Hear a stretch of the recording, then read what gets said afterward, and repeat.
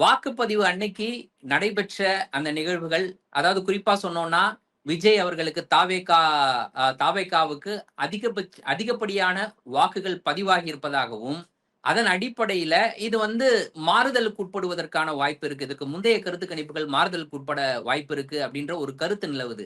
எதன் அடிப்படையில நீங்க சொன்னீங்க இப்போ அரசியல் சூழலை பொறுத்தவரைக்கும், தமிழ்நாட்டில் பாஜக உள்ளே நுழையக்கூடாது என்ற அடிப்படையில வாக்கு செலுத்தக்கூடியவர்கள் அப்படியாக வாக்கு செலுத்துவார்கள். ஆனா இன்னைக்கு தாவேகாக்கு விழுந்திருக்கக்கூடிய வாக்குகள் எல்லாமுமே அப்படிப்பட்ட ஒரு எண்ணத்தின் அடிப்படையில விழுந்திருக்குன்னு நீங்க கருதுறீங்களா? அதாவது என்னன்னா, ஒரே ஒரு விஷயம் தான். தேர்தல் என்பது பாஜகவின் திட்டத்தின் அடிப்படையில் வடிவம் கொடுக்கப்பட்டது.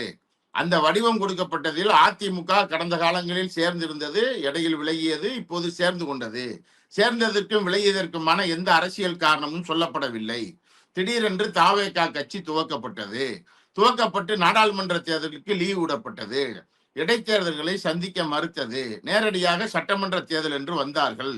சட்டமன்ற தேர்தல் என்று அவர்கள் வந்து நின்ற பொழுது அவர்கள் வைத்திருக்கக்கூடிய கோரிக்கை, அவர்கள் வைத்திருக்கக்கூடிய மாற்று சிந்தனை என்பது எல்லாம் எதற்கு உட்பட்டதாக இருந்தால், திமுக என்ற ஒரு கட்சியை கார்னர் பண்ணுவதை தவிர வேறு எதுவும் பொலிட்டிக்கல் அஜெண்டாவாக அது இல்லை. அது ஒரு மாற்று கருத்தை, மாற்று அரசியலை, தமிழ்நாட்டினுடைய அரசியல், சமூகம், பொருளாதாரம் சார்ந்த விஷயங்களிலிருந்து ஒரு சமூக மாற்று என்பதிலிருந்து அந்த கட்சி கோரிக்கைகளை வைக்கவில்லை.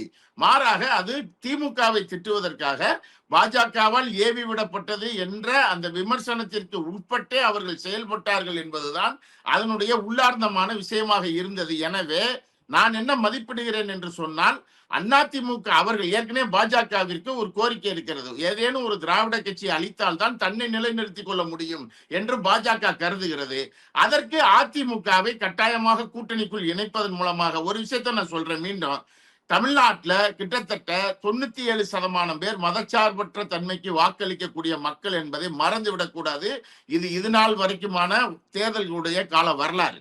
நீங்க 97% பேர், அப்ப இந்த 97% பேர் நீங்க வந்து பாஜக அணியில் 2024 இவர்கள் எல்லாம் சேர்ந்து நின்றாலும் கூட பலரையும் இணைத்து ஓபிஎஸ் பல பேரை இணைச்சு நின்று வாங்கின வாக்குகள் தான் அந்த 18% சொல்லிக்கிட்டு இருப்பாங்களே ஒழிய 3% மேல் அவர்களுக்கு வாக்கு இல்லை. எதற்கே மதவெறியர்களுக்கு வாக்கு இல்லை.